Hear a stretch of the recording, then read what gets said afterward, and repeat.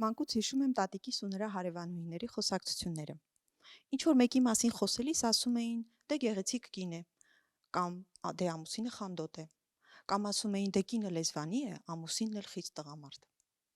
Ավելի ուշ պիտի հասկանայի, որ նման խոսակցություններին հաջորդող իմ ճանաչած հասուն կանանց լռությունը լուռ արդարացումն էր այն բանի, որ այդ խանդոտ կամ խիստ տղամարդը ծեծում էր իր գեղեցիկ կամ լեզվանի կնոջը։ Ավելի ուշ նաև պիտի հասկանայի, որ ցավոք սա միայն տատիկիս ու նրա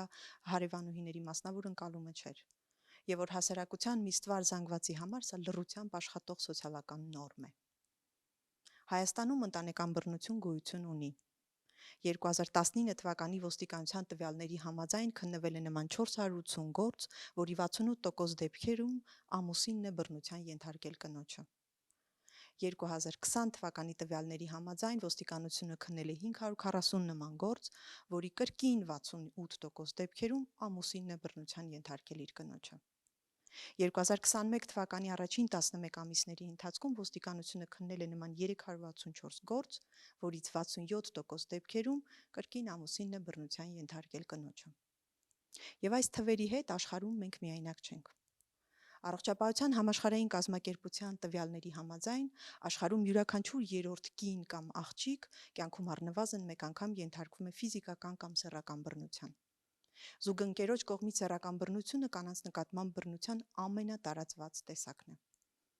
Աշխարհում յուրաքանչյուր 15 երեխայից մեկը առնվազն մեկ անգամ ենթարկվում է մոր զուգընկերոջ կողմից բռնության։ Ընտանեկան բռնության 43% դեպքերում, երբ բռնության է ենթարկվում կինը, այդ դեպքին կամ այդ ներկա են լինում կամ այդ տարածքում բնակվում են երեխաներ։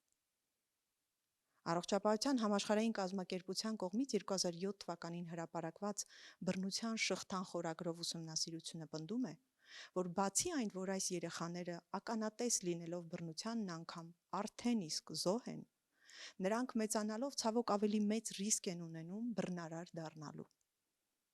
Սրան իր հեճուկս մեր հասարակությունում ակտիվորեն տարածվում է այն թեզը, թե բա գիտեք, մեր ավանդույթները կնոջ եւ տղամարդու դերերի համար որոշակի ուղենիշներ են սահմանում, եւ որ հայկական ավանդական ընտանիքում այդ դերերը այլ կերպ են բաշխված, քան արևմուտքում։ Եվ որ այս հավասարության մասին խոսակցությունները մի բան են, որ բերված են արևմուտքից կամ գնում են դեպի արևմուտք։ Արդարության համար պիտի ասել, որ մեզ համար առնվազն դրա հիմքերը, արմատները չեն գալիս արևմուտքից։ Դեռևս 10-ից 11-րդ դարի հայ համայնքի կյանքը կարգավորող եկեղեցական կանոնագրքերը նախատեսում էին հավասարություն կնոջ եւ տղամարդու միջև։ 12-րդ դարի հայտնի իրավագետ Մխիթար Գոշի գիրք դատաստանիում արգելված էր բռնությունը կնոջ նկատմամբ։ Տղամարդն իրավունք չուներ մարմնական վնասվածքներ հասցնել իր կնոջը, հակառակ դեպքում նա պիտի վճարել սահմանված տուգանքի կրկնակի չափը։ Այլ կերպ ասած, դեռևս 12-րդ դարում հայ իրավական մտքին հայտնի են եղել ընտանեկան բռնության առանձնահատուկ վտանգավորությունը, ուստի եւ այս հարցը կարգավորված է եղել։ Մյուս տարածվող միֆն էլ այն է, թե բա ընտանեկան բռնության դեմ պայքարը մի կեղծորակարգ է, որ բերված է արևմուտքից։ Քիչ առաջ վկայակոչված թե վիճակագրությունը, թե 10-ից 12-րդ դարերի կանոնագրքերը վստահորեն ամրապնդում են այն միտքը, որ սա այս երևույթը մեզանում նորություն չէ եւ ցավոք արկա է նաեւ հայկական ընտանիքներում։ Ոստի այստեղ արևմուտքից ներմուծված լինելու մասին թեզը փլվում է դեռևս չկառուցված։ Բայց եկեք այնուամենայնիվ հասկանանք, եթե սա բերված չէ արևմուտքից, բայց եւ արկա է հայկական ընտանիքում, եւ դրա դեմ պայքարը ըստ այս կեղծ թեզի միտված է խարխլելու մեր ավանդույթները, ուրեմն ինչ, բռնությունը մեր ավանդույթներից է բխում։ Միանշանակ ոչ։ Մենք չունենք բռնությունը նորմալիզացնող, ընտանեկան բռնությունը արտոնող որևէ ավանդույթ։ Մենք չունենք բռնությունը գովաբանող որևէ ստեղծագործություն, հայտնի արվեստի գործ։ Մեր հարուստ մշակութային ժառանգությունը որևէ կերպով չի ամրապնդում, առաջ մղում կանանց նկատմամբ բռնության որևէ գաղափար։ Եկեք նաև հասկանանք, թե ինչպես ենք մենք արձագանքում բռնությանը։ Հիմնավոր կարծիք կա առ այն, որ տևական ժամանակ բռնության ենթարկվող կինը երկար ժամանակ դիմադրում է բաժանմանը, ձգտելով ամեն կերպ պահպանել ընտանիքի միասնությունը։ Եվ ուստի պատահական չէ, որ 2016 թվականին Հայաստանում իրականացված մի ուսումնասիրության շրջանակներում, որը կոչվում էր «Տղամարդիկ եւ գենդերային կարծրատիպերը Հայաստանում», հարցված տղամարդկանց 44 եւ կանանց 26%-ից ավելին համաձայնել են այն մտքի հետ, որ ընտանիքում բռնությունը կարելի է հանդուրժել հանուն ընտանիքի միասնության։ Զուգընկերոջ կողմից բռնությունը կարելի է արդարացնել թեզի հետ համաձայնել են հարցված տղամարդկանց 78 եւ կանանց 62%-ը։ Կարծում եմ նաև կհամաձայնեք, որ տևական ժամանակ, երբ ընտանիքում հարաբերությունները գտնվում են լարվածության պիկի վրա, սահմանային իրավիճակներում, երբ սպառված են հաշտեցման ու համաձայնության ներքին ռեսուրսները,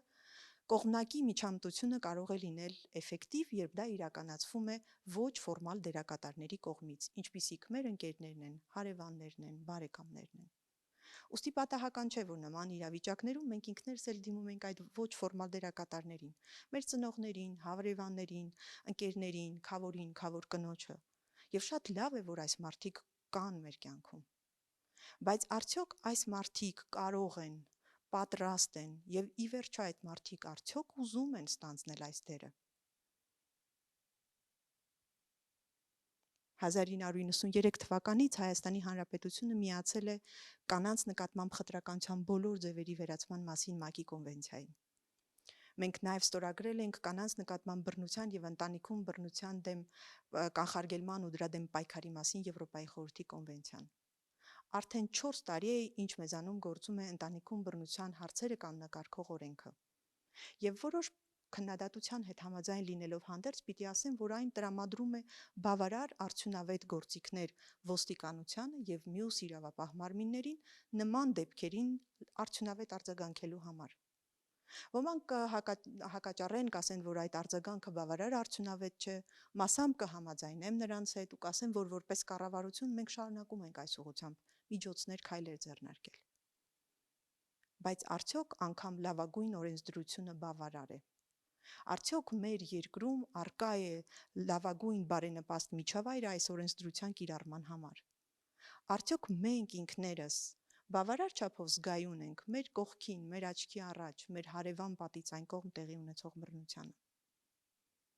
Այս եւ մյուս այլ պատկերացումները շոշափելու համար Արդարադատության նախարարությունը վերջերս Եվրոպայի խորհրդի եւ ՄԱԿ-ի բնակչության հիմնադրամի հետ համատեղ իրականացրեց մի իրազեկման արշավ։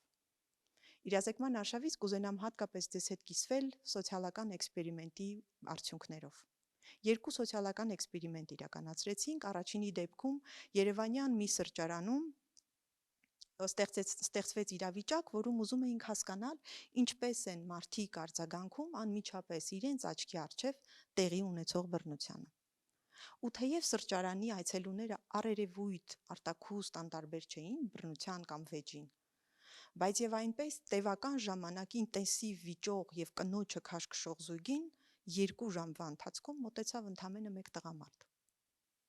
Սոցիալական երկրորդ էքսպերիմենտի շրջանակներում Երևանի ամենաբանուկ հատվածներից մեկում տեղադրվեց մի դուռ, որի կողքով անցնելիս լսվում էին վիճաբանության ու բռնության ձայներ։ Դա հնարավոր էր անջատել սեղմելով դռան զանգի կոճակը։ Այս էքսպերիմենտով ուզում էինք հասկանալ, թե ինչպես են մարդիկ արձագանքում եւ ինչպիսի վճռականությամբ են դիմում գործողության կանխելու կամ դադարեցնելու բռնությունը։ Գործողություն ասվածն էլ ընդամենը զանգի կոճակը սեղմելն էր, որը կարող էր դադարեցնել բռնությունը, կարող էր դադարեցնել բռնության արատավոր շղթան։ Պիտի ասեմ, որ մեծ տխրությամբ եմ հետևել բռնության կողքով անտարբեր ուսերը թոթափելով անցնող մեր բազմաթիվ անցորդների բազմությանը։ Նաև մեծ խանդավառությամբ եմ տեսել մի քանի ոստիկանների, որոնք այնքան ինտենսիվ էին փորձում արձագանքել, որ անգամ վտանգեցին էքսպերիմենտի շարունակությունը։ Ու նաև մեծ ուրախությամբ եմ տեսել մեր բազմաթիվ համաքաղաքացիների, որոնց բնական արձագանքն էր դուռը ծեծելը կամ զանգի կոճակը սեղմելը։ Այո, բռնությունը շարունակվում է, քանի դեռ մենք լուռ ենք դրա մասին, քանի դեռ մենք համակերպվում ենք դրա հետ։ Մենք հասարակություն ենք, որ դեռևս վաղ միջնադարից ժառանգել է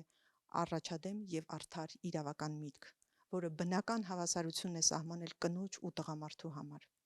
Մենք կրողն ենք հարուստ մշակութային ժառանգության, որում կնոջ նկատմամբ բռնությունը մերժված է եղել ի բնե։ Ուրեմն կայուն եւ ամուր հասարակություն կառուցելու համար մեզանից յուրաքանչյուրը պարտավոր է մեծ պատասխանատվությամբ վերաբերել այս արժեքների պահպանմանն ու ամրապնդմանը միտված թե խոսքերին եւ թե գործերին։ Շնորհակալություն։